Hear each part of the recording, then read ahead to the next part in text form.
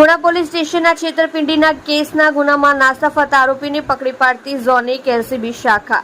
Police commissioner સાહેબ શ્રી સુરત શહેરનાઓ તથા અધિક પોલીસ કમિશનર શ્રી સેક્ટર 1 તથા નાયબ police commissioner Shri Bhaktiba Dabhi zone 1 Surat શહેરનાઓએ નાસ્તા ફરતા આરોપીઓ શોધવા આપેલ સૂચના અને માર્ગદર્શન અન્વયે ઝોન 1 એલસીબી શાખાના પોલીસ માણસો assistant head constable Sahdevsinh Mahipatsinh તથા assistant head constable Karansinh Shankarsinh નાઓની સંયુક્ત બાતમી આધારે આરોપી નામે મયુર ઉર્ફે સન્ની વસંતભાઈ સાંડીસ, ઉંમર વર્ષ 28, ધંધો 4 વ્હીલ ડ્રાઇવિંગ, રહેઠાણ મકાન નંબર 1586 રુદ્રપુરા પોલીસ લાઇન પાસે પ્રકાશ બેકરીની સામે નાનપુરા સુરતનાને પકડી પાડેલ છે. આરોપીનો ગુનો કરવાનો એમો. મજકૂર પકડાયેલા આરોપી ટૂર એન્ડ ટ્રાવેલ્સનું કામકાજ કરતા હોવાથી 4 વ્હીલ ગાડીના માલિકોને તેઓની 4 વ્હીલ ગાડીને સારી કંપનીમાં ભાડેથી મૂકવા માટે તે પેટે માસિક ભાડું સારું એવું આવતું હોવાની જણાવી ગાડી માલિકોનો